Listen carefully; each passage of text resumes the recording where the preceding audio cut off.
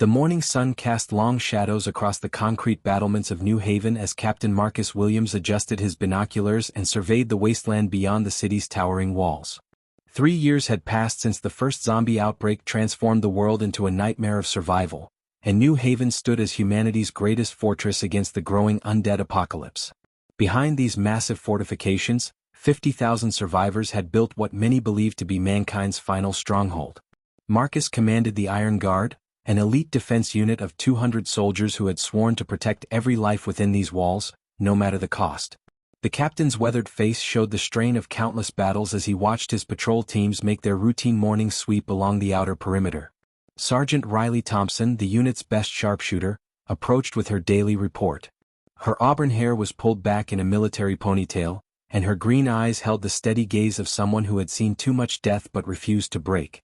"All quiet on the eastern sector, Captain," she reported with her characteristic precision. "Motion sensors show normal wildlife activity, no signs of zombie movement." Marcus nodded, but something felt different about this morning. After 3 years of fighting the undead, he had developed an instinct for danger that rarely failed him.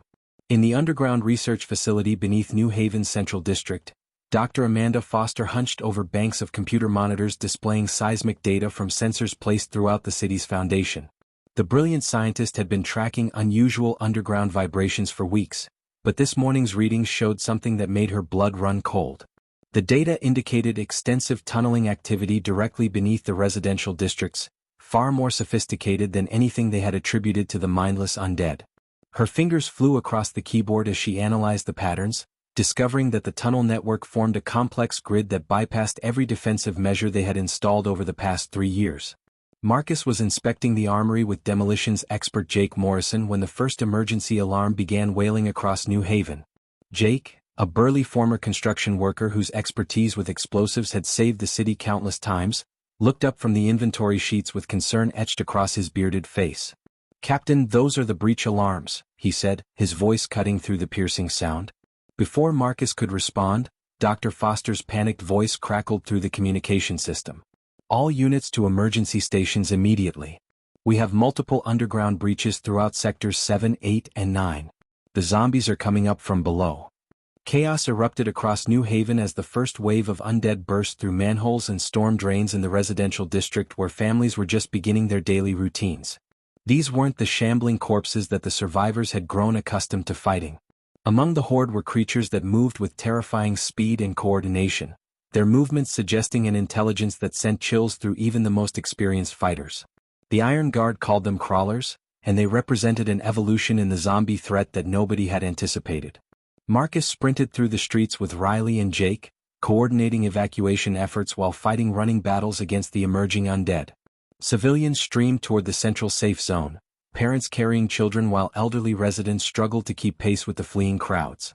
The captain's radio crackled with reports from his squad leaders as they tried to establish defensive positions around the breach points. "We've got crawlers moving in coordinated groups," reported Lieutenant David Chin from Sector 8. "They're herding civilians toward specific areas, almost like they're following a plan." The realization hit Marcus like a physical blow as he watched the zombie assault unfold with military precision. These creatures weren't acting on mindless hunger alone. They knew exactly where to strike to cause maximum chaos and casualties. The undead seemed to understand New Haven's defensive layout, hitting weak points that should have been unknown to any enemy. As the Iron Guard fought desperately to contain the spreading infection, Marcus noticed that the zombies were avoiding certain areas entirely, as if they had been instructed to preserve specific buildings and infrastructure. Dr. Foster's voice echoed through the emergency communication network as she delivered the news that confirmed Marcus's worst fears. "Captain Williams, I'm reading seismic data that shows these tunnels have been under construction for months. The zombies have been planning this assault, studying our defenses and preparing for a coordinated attack." The implication was clear and terrifying. Someone inside New Haven had been providing the enemy with detailed intelligence about their security measures, population centers, and defensive capabilities. As the sun reached its zenith, 40,000 survivors found themselves crowded into an increasingly shrinking safe zone while the outer districts fell to the advancing zombie hordes. Marcus stood atop the Central Command building, watching smoke rise from burning neighborhoods that had housed thousands of people just hours earlier. The betrayal cut deeper than any physical wound as he realized that humanity's greatest sanctuary had been compromised by one of their own. The Iron Guard maintained their perimeter around the safe zone, but ammunition was running low, and the evolved zombies showed no signs of retreating. In the distance, more crawlers emerged from newly opened breach points, their synchronized movements confirming that this was not a random attack but the beginning of a calculated campaign to destroy humanity's last hope. The last stand of mankind had begun, and the enemy already knew every weakness in their armor. The emergency command center beneath New Haven buzzed with desperate activity as Captain Marcus Williams studied the tactical displays showing the zombie breach points scattered across the city like infected wounds. 48 hours had passed since the coordinated assault began, and the situation grew more dire with each passing hour. The central safe zone now housed nearly 40,000 survivors in conditions that were becoming increasingly unsustainable. Marcus knew that identifying the traitor wasn't just about justice anymore, it was about survival. Someone with access to classified information had been feeding intelligence to the enemy, and until they were found, every defensive strategy remained compromised. Dr. Amanda Foster worked tirelessly in her makeshift laboratory, surrounded by computer screens displaying data that defied everything she understood about zombie behavior. The infected creatures outside weren't just mindlessly aggressive, they demonstrated tactical awareness that suggested external coordination. Her analysis of the tunnel networks revealed construction techniques that required engineering knowledge and long-term planning. "Marcus, you need to see this," she called out, her voice hoarse from exhaustion. The captain approached her workstation, where dozens of surveillance feeds showed zombie movements throughout the city. "Watch how they move in Sector 12, she pointed to one screen. "They're avoiding the apartment complex entirely, even though it's full of survivors. But here in Sector 15, they're hitting the warehouse district where we stored medical supplies." The implications sent a chill through Marcus as he realized the zombies weren't just attacking randomly, they were targeting specific resources while preserving others. Someone had provided them with detailed maps of New Haven's infrastructure, supply caches, and population centers.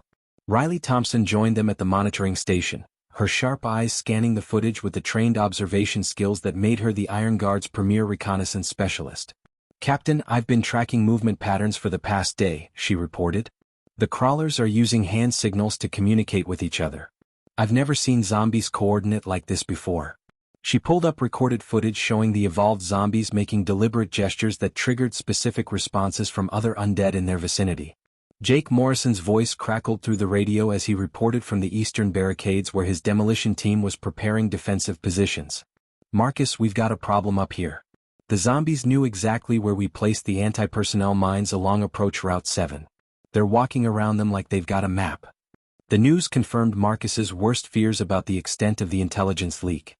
The traitor didn't just have access to general information about the city's defenses, they knew operational details that were shared only among the Iron Guard's senior leadership. Paranoia began spreading through the survivor population as word of a possible traitor circulated through the cramped safe zone. Accusations flew between different factions as longtime neighbors started viewing each other with suspicion. The city council, led by Mayor Robert Hayes, demanded answers while trying to maintain order among increasingly desperate civilians. Councilwoman Patricia Wells, who had been advocating for surrender negotiations with any organized zombie forces, found herself under scrutiny as survivors questioned her motives. "We can't let fear destroy us from within," she argued during an emergency session. "But we also can't ignore the reality that our current strategy is failing." Marcus assigned his most trusted team members to investigate potential security breaches while maintaining the defense against constant zombie probes. Lieutenant David Chen led a discreet inquiry into personnel with access to sensitive information, while Sergeant Riley Thompson used her technical skills to trace communication patterns within the city's network. Their investigation led them to the discovery of unauthorized signal transmissions originating from the Central Command building itself.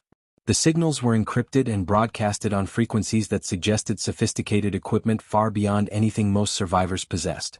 The breakthrough came when Riley discovered a hidden communication device concealed within the city's main server room. The equipment was military-grade and had been transmitting detailed intelligence about New Haven's defenses, population movements, and resource locations for over 2 months. The device's memory logs revealed conversations between unknown parties discussing the harvest schedule, and references to someone called the Shepherd, who appeared to be coordinating the zombie assault from an external location. As Marcus studied the intercepted communications, a disturbing pattern emerged. The traitor wasn't working alone. Several high-ranking officials within New Haven's government had been participating in what they called transition planning. Their messages revealed a conspiracy of individuals who believed that humanity's only chance for survival lay in negotiating some form of coexistence with the evolved zombie intelligence controlling the undead hordes. They viewed the current resistance as futile and had been providing intelligence to facilitate what they considered an inevitable surrender. Dr. Foster's latest research added another terrifying dimension to the crisis. Her analysis of zombie behavior patterns indicated that the undead were being directed by a central intelligence that possessed intimate knowledge of human psychology and military tactics. Whatever is controlling them understands our weaknesses better than we understand ourselves, she explained to Marcus during a private briefing. The coordination we're seeing requires a level of intelligence that suggests either human involvement or something that was once human but has evolved beyond our current understanding. The safe zone's perimeter contracted further as ammunition supplies dwindled and the zombie forces showed no signs of retreating. Marcus realized that time was running out to identify and stop the conspiracy before New Haven's defenses collapsed entirely. The traitors among them had effectively turned humanity's greatest fortress into a trap, and the next phase of their investigation would determine whether the survivors could reclaim control of their destiny or face extinction at the hands of both the undead and their own betrayers. The web of deception was unraveling, but Marcus wondered if they could cut through it before it strangled the last hope of mankind. The thunderous collapse of New Haven's eastern wall shattered the morning silence as thousands of zombies poured through the breach like a dark tide of death. Captain Marcus Williams watched from the command center's reinforced windows as the last of the surface defenses crumbled under the relentless assault. The safe zone had become a death trap, and the only path to survival lay beneath their feet in the labyrinthine network of subway tunnels, maintenance corridors and underground facilities that honeycombed the city's foundation. All units, initiate Operation Descent, Marcus commanded through his radio. We're taking the fight underground. The evacuation into New Haven's subterranean depths became a nightmare of organized chaos as 40,000 survivors streamed down stairwells, service elevators and emergency access points while the Iron Guard fought desperate rearguard actions to buy them precious time. Riley Thompson positioned herself at the main subway entrance, her rifle cracking with deadly precision as she picked off crawlers attempting to follow the fleeing civilians. Each shot counted now, with ammunition running critically low and no hope of resupply from the overrun armories above. The subway platform echoed with the cries of children, the shouted orders of soldiers, and the distant roars of the undead horde claiming the surface world. Dr. Amanda Foster clutched her portable research equipment as she descended into the underground complex, her mind racing with the implications of fighting a war in confined spaces against enemies that thrived in darkness. The subway system extended for miles beneath New Haven, connecting to utility tunnels, old mining shafts and Cold War-era bunkers that few people even knew existed. These passages would become their battlefield, their shelter, and potentially their tomb if they couldn't adapt to this new form of warfare. Marcus, the tunnel system is more extensive than our maps show, she reported through her headset. There are sections down here that predate the city itself. Jake Morrison's demolition expertise became invaluable as he worked to seal access points and create choke points that would funnel zombie attacks into predetermined kill zones. His weathered hands moved with practiced efficiency as he rigged explosive charges at strategic tunnel intersections, turning the underground maze into a deadly trap for any undead foolish enough to pursue them. We can use the tunnels against them, he explained to Marcus as they studied blueprints by flashlight. Channel them into corridors where we can maximize our firepower and minimize their numbers' advantage. The plan required precise timing and nerves of steel, but it offered hope in an increasingly hopeless situation. The first encounter with the underground horrors came within hours of the evacuation. Lieutenant David Chen's patrol discovered that the zombies had their own evolved variant specifically adapted for subterranean warfare. These creatures moved through the darkness with enhanced senses, their pale skin seeming to glow with an eerie phosphorescence that allowed them to navigate pitch-black tunnels with deadly efficiency.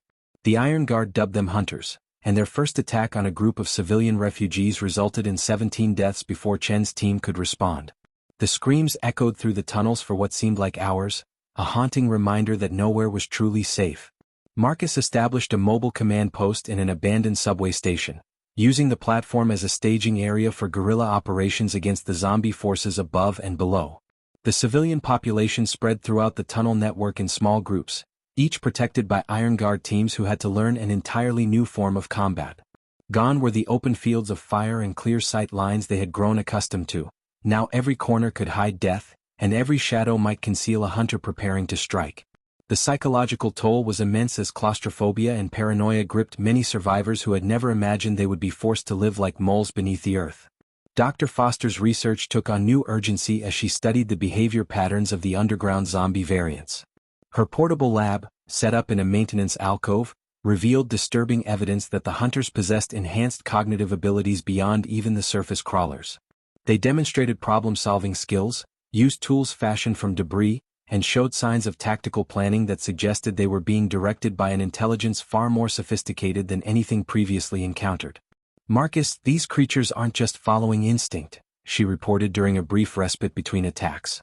"They're learning our movement patterns and adapting their hunting strategies accordingly." The tunnel war evolved into a deadly game of cat and mouse as both sides adapted to the underground environment. Marcus's teams used their knowledge of the subway system to launch hit-and-run attacks on zombie forces, striking quickly before melting back into the maze of passages.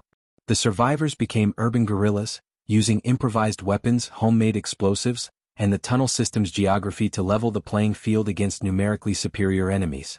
Every day brought new challenges as food and water supplies dwindled, medical facilities remained improvised, and the constant threat of attack prevented adequate rest.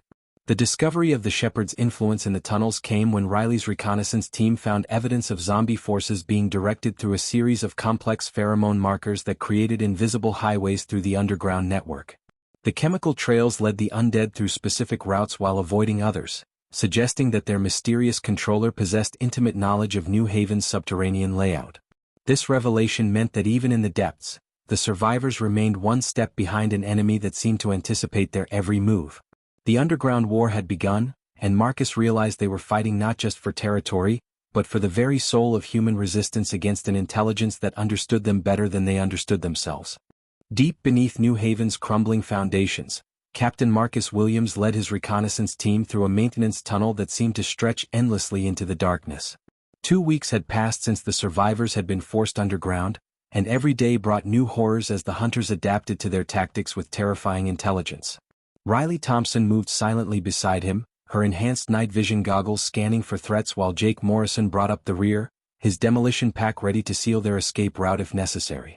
They were following a series of pheromone trails that Dr. Foster had identified as command signals, hoping to discover the source of the Shepherd's control over the undead hordes.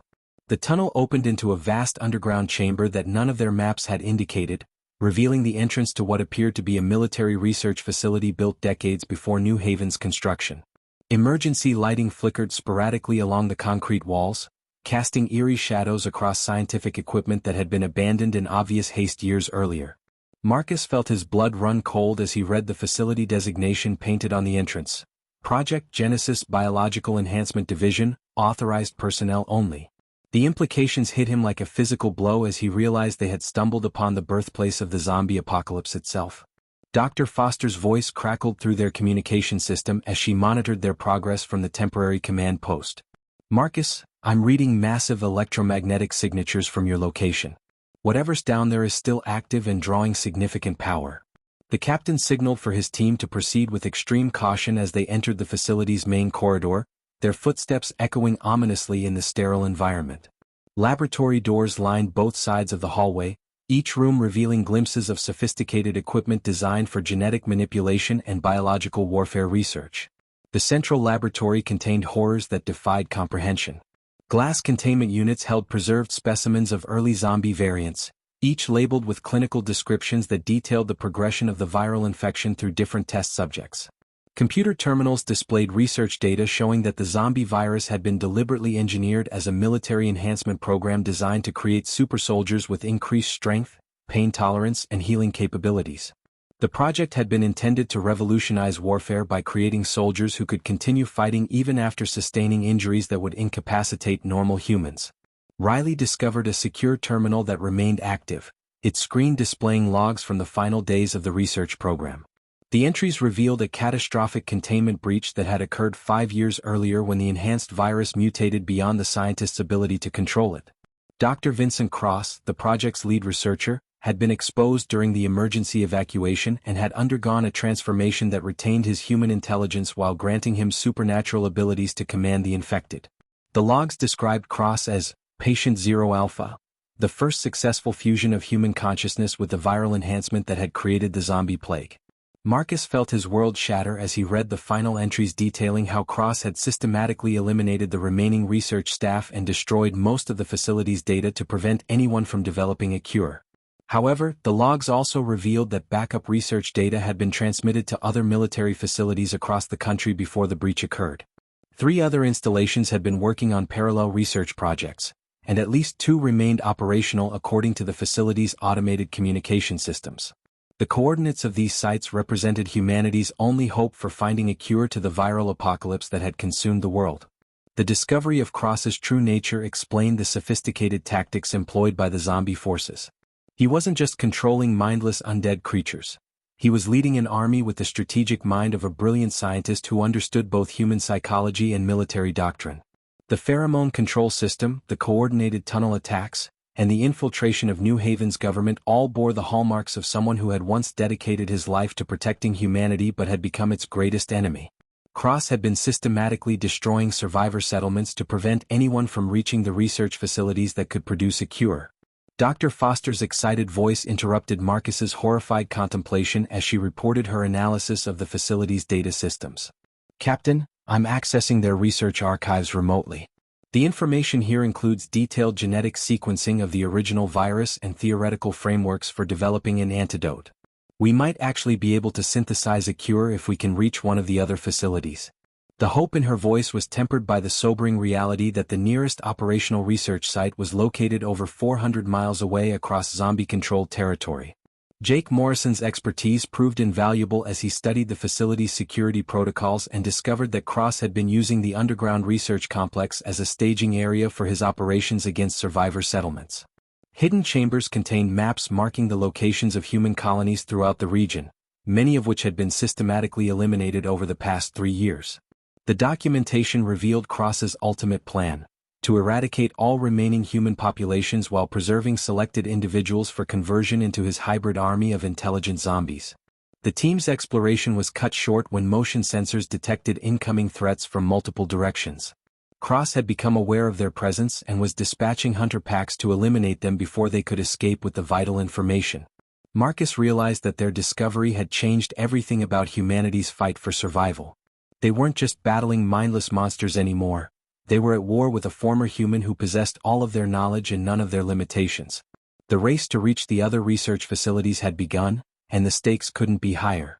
With Cross's true identity revealed and the possibility of a cure within reach, the survivors faced their most dangerous journey yet through hundreds of miles of hostile territory where their enemy knew every step they would take before they took it. The explosion that rocked the Genesis facility served as the signal for Operation Exodus, the most desperate gambit in New Haven's history. Captain Marcus Williams had spent 3 days planning the coordinated breakout that would evacuate the remaining 38,000 survivors from the underground tunnels while creating enough chaos to mask their true destination. From his position in the subway command center, Marcus watched as Jake Morrison's demolition charges detonated simultaneously across 12 different tunnel sections, collapsing passages to funnel the hunter packs away from the main escape routes. The thunderous reverberations echoed through the underground network like the heartbeat of a dying city. Dr. Amanda Foster clutched the portable hard drive containing the Genesis facility's research data as she joined the first wave of evacuees moving toward the northern subway terminus. Her analysis of the facility's archives had identified the Blackwater Research Complex in Colorado as their best hope for synthesizing a cure, but reaching it would require crossing 400 miles of zombie-controlled wasteland. The survivors had been organized into convoy groups of 500 people each, with Iron Guard teams providing protection and coordination between the scattered vehicles they had managed to salvage from New Haven's ruins. Riley Thompson led the advanced reconnaissance team through the maintenance tunnels toward the vehicle depot where mechanics had been working around the clock to prepare their escape convoy. School buses, delivery trucks, armored police vehicles, and even construction equipment had been retrofitted with steel plating and weapon mounts to create a mobile fortress capable of fighting through zombie hordes. Her sharp eyes scanned every shadow as she moved, knowing that Cross's forces would be converging on their position once they detected the evacuation in progress. The first convoy broke through the northern tunnel exit just as dawn painted the sky with shades of crimson that seemed to mirror the blood-soaked landscape stretching endlessly before them. Marcus coordinated the breakout from an armored command vehicle, his radio crackling with reports from team leaders as thousands of survivors poured from underground exits across a 10-mile perimeter. The plan required precise timing as each group emerged simultaneously to prevent Cross from concentrating his forces against any single escape route. Lieutenant David Chin commanded the Eastern Convoy as it fought through the first zombie checkpoint, where hundreds of crawlers had been positioned to intercept fleeing survivors. His armored bus plowed through the undead ranks while gunners on the roof laid down suppressing fire to clear a path for the civilian vehicles following behind. The sound of grinding metal and inhuman screams filled the air as the convoy's makeshift war machines carved bloody corridors through the zombie masses. Every mile gained came at a terrible cost as vehicles broke down, ammunition ran low, and exhausted survivors pushed beyond their physical limits. The Western Convoy faced an even more terrifying challenge when they encountered Cross's newest creation. Brutes, massive zombies that had been enhanced with metal plating and crude weapons fashioned from salvaged materials. These towering monstrosities could tear through vehicle armor with their bare hands and seemed impervious to small arms fire. Jake Morrison's demolition expertise proved crucial as he used improvised explosive devices to bring down the giants, but each victory left the convoy more vulnerable to the swarms of smaller zombies that followed in the brute's wake. Dr. Foster's convoy found itself trapped in what appeared to be an abandoned shopping center when their route became blocked by overturned vehicles and debris. The complex had been transformed into a maze of barricades and zombie nests, forcing the survivors to abandon their vehicles and fight their way through on foot. The scientist clutched her research data while Iron Guard soldiers carved a path through infected crowds that seemed to pour endlessly from every storefront and service corridor. The battle became a running firefight through darkened retail spaces where mannequins and monsters became indistinguishable in the chaos. Marcus made the heartbreaking decision to abandon the slower vehicles when it became clear that maintaining the full convoy would doom everyone to destruction. Families were torn apart as parents were forced to choose between staying with disabled vehicles or joining the faster groups that had a chance of reaching safety. The captain's voice broke as he gave the order over the radio, knowing that hundreds of people would be left behind to face certain death. These were the impossible choices that defined leadership in the apocalypse, where saving some meant sacrificing others. The Southern Convoy achieved an unexpected breakthrough when they discovered that Cross's forces had left a corridor relatively undefended, apparently focusing their attention on the larger convoys to the north and east. Sergeant Maria Santos led this group of nearly 6,000 survivors through abandoned farmland where the zombie presence was lighter but the terrain offered little cover from aerial reconnaissance. They maintained radio silence while pushing their vehicles to maximum speed, knowing that their window of opportunity would close quickly once Cross realized their position. As the sun reached its zenith, Marcus received reports that roughly 25,000 survivors had successfully broken free of the immediate area around New Haven, but they were scattered across hundreds of square miles with limited fuel, ammunition, and supplies. The Great Escape had succeeded in evacuating the majority of the population, but now came the greater challenge of keeping them alive during the journey to Colorado. Cross's retaliation was swift and merciless as zombie hordes began converging on the convoy routes from all directions. The survivors had gained their freedom from the underground prison, but they had also painted targets on their backs for an enemy who could track their every movement across the wasteland. The race for humanity's future had begun, and the finish line lay 400 miles away through a landscape designed to kill them. 3 weeks into their desperate journey across the zombie-infested wasteland, Captain Marcus Williams stood atop his armored command vehicle and surveyed the remnants of what had once been the largest survivor convoy in post-apocalypse history. The morning sun revealed the harsh reality of their situation. Fewer than 18,000 survivors remained from the original 25,000 who had escaped New Haven, and their fuel supplies were critically low as they approached the ruins of Kansas City. The convoy had been forced to make impossible choices at every crossroads, abandoning broken vehicles, rationing medical supplies, and fighting running battles against zombie hordes that seemed to multiply with each passing day. Dr. Amanda Foster hunched over her portable computer in the communications vehicle, analyzing reports from the scattered convoy groups that had become separated during a massive zombie assault near the Missouri River. Her research data from the Genesis facility remained secure, but reaching the Blackwater Research Complex in Colorado felt increasingly impossible as mechanical failures and fuel shortages whittled down their mobile fortress. The scientist's exhausted eyes reflected the weight of carrying humanity's last hope for a cure while watching people die around her every day. "Marcus, we're receiving distress signals from at least 4 different convoy groups," she reported through the radio network. "They're requesting immediate assistance, but we don't have the resources to help them all." Riley Thompson's reconnaissance team had discovered something that changed the dynamics of their journey entirely. They weren't alone in the wasteland. Other survivor groups were moving across the landscape, some friendly and others violently hostile to outsiders. Her latest report described an encounter with a militaristic faction called the Iron Brotherhood, who controlled a fortified settlement built around an abandoned military base. These survivors had adopted a philosophy of aggressive expansion, raiding weaker groups for supplies and territory while maintaining strict military discipline. "They're well-armed and organized," Riley warned Marcus during their morning briefing. "But they view other survivors as competition for limited resources rather than potential allies." The convoy's first major test came when they encountered a massive roadblock constructed by a group calling themselves the Purifiers, religious extremists who believed the zombie apocalypse was divine judgment and that only the spiritually pure deserved salvation. Their leader, a charismatic preacher named Brother Samuel, demanded that the convoy submit to his authority and join their settlement in exchange for safe passage through their territory. Marcus found himself negotiating with fanatics who were prepared to sacrifice thousands of lives to maintain their twisted interpretation of moral purity. The standoff lasted for hours as tensions escalated between the heavily armed factions. Jake Morrison's demolition skills proved crucial when negotiations broke down and the Purifiers attempted to destroy a bridge that the convoy needed to cross. His team raced against time to defuse the explosive charges while engaging in firefights with zealots who preferred martyrdom to compromise. The battle raged across the bridge's span as survivors fought not just for passage but for the fundamental right to choose their own destiny in a world that had already taken so much from them. The victory came at a terrible cost as several vehicles were lost to the river below, taking dozens of families with them into the dark waters.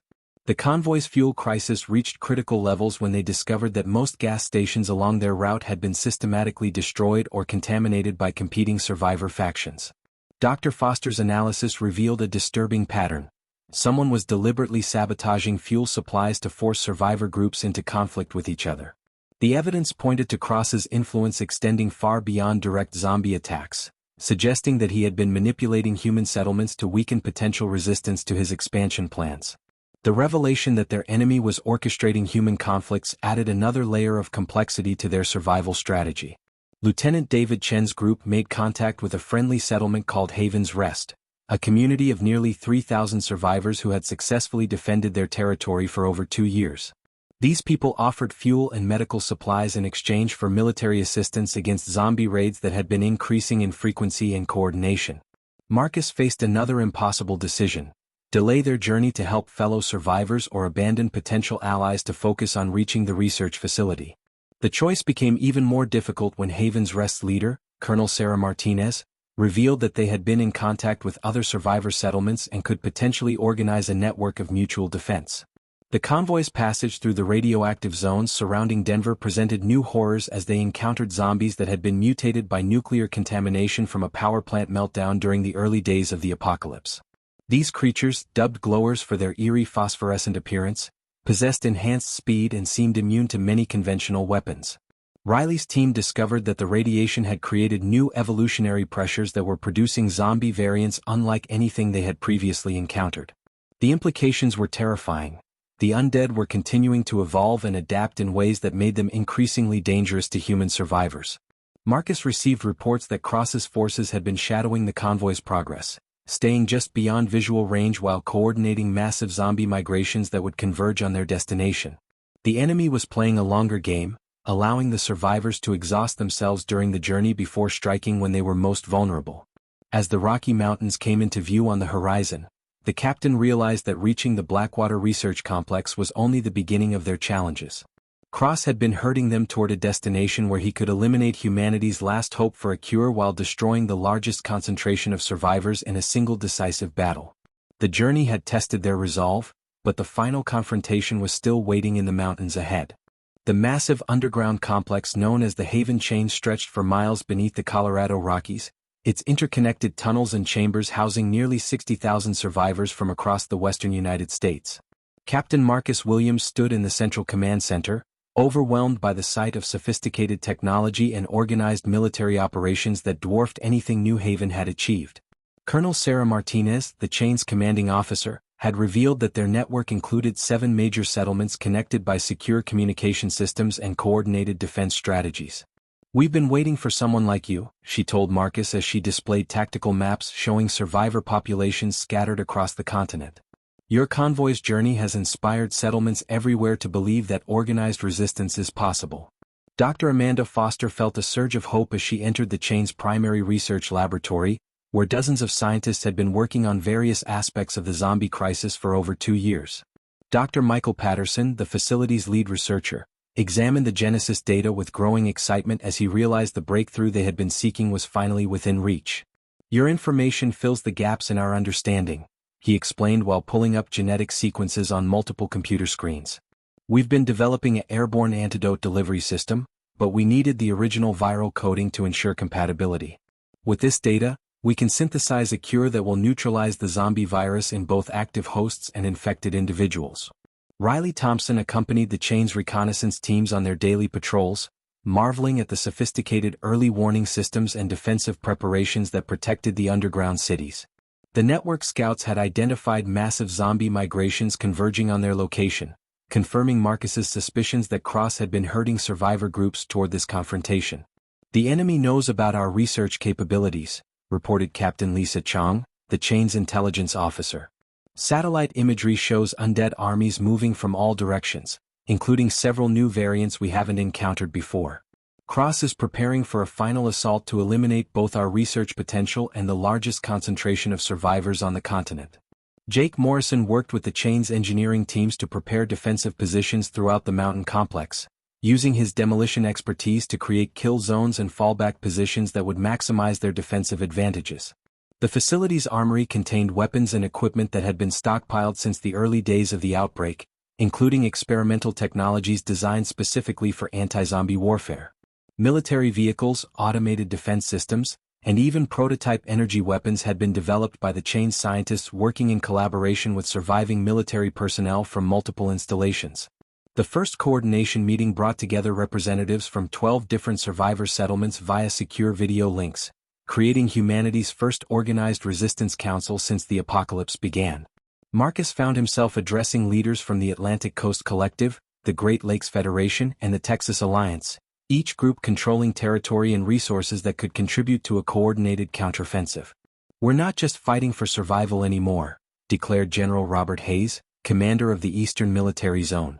"We're fighting to reclaim our world from an enemy that has underestimated human determination and ingenuity." Dr. Foster's collaboration with the chain's research teams accelerated beyond all expectations as they combined resources and expertise to finalize the antidote synthesis. The cure required specialized equipment to create an airborne delivery system capable of neutralizing the zombie virus across vast areas, but the chain's facilities possessed everything necessary for mass production. "We can manufacture enough antidote to treat millions of infected individuals," Dr. Patterson explained during their breakthrough session. "But deployment requires coordinated strikes on key atmospheric dispersal points while protecting our aircraft from zombie air defenses that Cross has been developing." The intelligence reports from chain scouts revealed the true scale of Cross's final gambit as satellite imagery showed zombie armies numbering in the millions converging on Colorado from all directions. These weren't mindless hordes but organized military formations with supply lines, command structures, and tactical coordination that suggested Cross had been preparing for this decisive battle for years. Among the approaching forces were new zombie variants including flyers, airborne creatures that could attack aircraft in high-altitude positions, and diggers, massive underground units capable of tunneling through solid rock to bypass defensive positions. Marcus coordinated with the Alliance's military commanders to develop a multi-front strategy that would simultaneously defend the research facilities while launching offensive operations to protect cure deployment sites across the continent. The plan required unprecedented cooperation between survivor settlements that had been isolated for years, sharing resources and intelligence while coordinating timing across multiple time zones. "We have one chance to end this war," Marcus announced during the final planning session. "Cross has committed everything to destroying us here, which means his forces elsewhere are vulnerable to coordinated attacks." The Alliance's preparation phase revealed both the incredible resilience of human survivors and the terrifying scope of Cross's influence over the zombie population. Communication networks that had been dormant for years suddenly activated as settlements across North America coordinated their efforts, sharing technology, personnel, and strategic intelligence. However, intercepted zombie communications indicated that Cross had anticipated this alliance and had been positioning assets to counter exactly this type of coordinated resistance. As the first waves of zombie armies appeared on the mountain horizons, Marcus realized that the next phase of their struggle would determine whether humanity could reclaim its place in the world or face final extinction at the hands of their former protector turned ultimate destroyer. The alliance had been formed, the cure was within reach, but Cross's final assault promised to test every lesson they had learned about survival, sacrifice, and the price of hope in a world consumed by darkness. The dawn sky above the Colorado Rockies turned crimson as millions of zombies crested the mountain ridges like a dark tide of death surrounding the Haven Chain's defensive positions. Captain Marcus Williams stood in the primary command center, coordinating the largest military operation in post-apocalypse history as Alliance forces across the continent prepared for simultaneous strikes that would determine humanity's fate. The tactical displays showed zombie armies stretching beyond the horizon while friendly indicators marked defensive positions manned by 60,000 survivors who had sworn to make their final stand in these ancient mountains. All stations, this is command, Marcus announced through the global communication network. Operation Renaissance begins now. Today we fight not just for survival, but for the future of human civilization. Dr. Amanda Foster raced through the research facility's corridors as the first explosions echoed from the outer defensive perimeter, carrying the precious vials of synthesized antidote toward the aircraft hangar where modified bombers waited to begin the cure deployment mission. The airborne delivery system represented humanity's greatest scientific achievement since the outbreak began, capable of neutralizing the zombie virus across vast areas through atmospheric dispersal. Her hands trembled with exhaustion and adrenaline as she secured the antidote containers in the lead aircraft's specialized deployment bay. "The cure is loaded and ready for dispersal," she reported to the command center. "We have enough antidote to treat the entire infected population if we can protect the aircraft long enough to complete their missions." The battle erupted across multiple fronts simultaneously as Alliance settlements from coast to coast launched coordinated attacks on zombie strongholds while the main defensive action raged in the Colorado mountains. Riley Thompson led airborne assault teams against the incoming flyer swarms, using experimental energy weapons to clear the skies for the antidote deployment aircraft. The aerial combat was unlike anything previously seen as mutated zombie creatures with membranous wings engaged human fighters in three-dimensional warfare among the mountain peaks. Her precision marksmanship proved crucial as she eliminated flyer commanders whose deaths disrupted the aerial formations attacking the cure deployment bombers. Jake Morrison's demolition expertise reached its ultimate test as he detonated massive charges that brought down entire mountainsides onto advancing zombie hordes, using the terrain itself as a weapon against overwhelming numbers. His teams had spent weeks preparing the mountain passes with explosive traps and rockslide triggers that channeled the undead armies into predetermined kill zones where automated defense systems could maximize their effectiveness. The thunderous avalanches echoed across the battlefield as tons of rock and debris buried thousands of zombies, but the relentless advance continued as more creatures poured over the obstacles created by their fallen comrades. The first breakthrough came when Lieutenant David Chen's armored division successfully penetrated zombie lines to establish a forward operating base that could protect one of the cure deployment zones.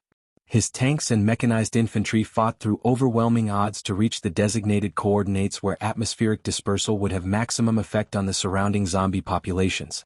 The cost was enormous as dozens of vehicles were destroyed and hundreds of soldiers fell in the desperate charge, but their sacrifice created the opportunity for the antidote to begin its work neutralizing infected creatures across a 50-mile radius. Dr. Foster's aircraft faced its greatest challenge when Cross himself appeared on the battlefield, revealing his grotesque transformation into something that retained human intelligence while possessing supernatural abilities that made him nearly indestructible. The creature that had once been Dr. Vincent Cross commanded zombie forces with tactical brilliance while personally leading attacks on the cure deployment aircraft with his enhanced physical capabilities. His presence on the battlefield inspired the undead armies to fight with renewed ferocity while his strategic mind adapted to counter every human tactic with devastating effectiveness. Marcus made the ultimate command decision when it became clear that conventional tactics couldn't overcome Cross's supernatural abilities and tactical genius. He ordered a direct assault on Cross's position, leading a combined force of the Alliance's best soldiers in a desperate gambit to eliminate the zombie leader through personal combat. The charge across the blood-soaked battlefield became the stuff of legend as human warriors fought through impossible odds to reach their former protector turned ultimate enemy. The confrontation between Marcus and Cross transcended mere physical combat as it represented the final clash between humanity's determination to survive and the twisted brilliance of their greatest betrayer. The tide of battle turned when the deployed antidote began affecting zombie forces across the continent, causing infected creatures to collapse as the airborne cure neutralized the virus in their systems. Cross's control over his armies wavered as the chemical bonds that allowed his influence over the undead began breaking down, leaving him isolated among millions of creatures that were reverting to simple death rather than supernatural malevolence. The sight of zombies falling motionless across the battlefield inspired human forces to press their advantage as they realized that victory was finally within reach. The final confrontation ended when Cross, weakened by the loss of his zombie army and the antidote's effects on his own enhanced physiology, fell to a coordinated assault by Marcus and his team. As the creature that had terrorized humanity for years finally died, the last organized zombie resistance collapsed across the globe. The cure's atmospheric dispersal continued for days, neutralizing infected populations and allowing human survivors to emerge from hiding places they had maintained for years. Marcus stood among the ruins of the greatest battle in human history, watching the sun rise on a world where humanity could finally begin rebuilding civilization. The last stand had become humanity's greatest victory, proving that even in the darkest times, hope and determination could overcome any enemy. The zombie apocalypse was over, and the age of human resurgence had begun.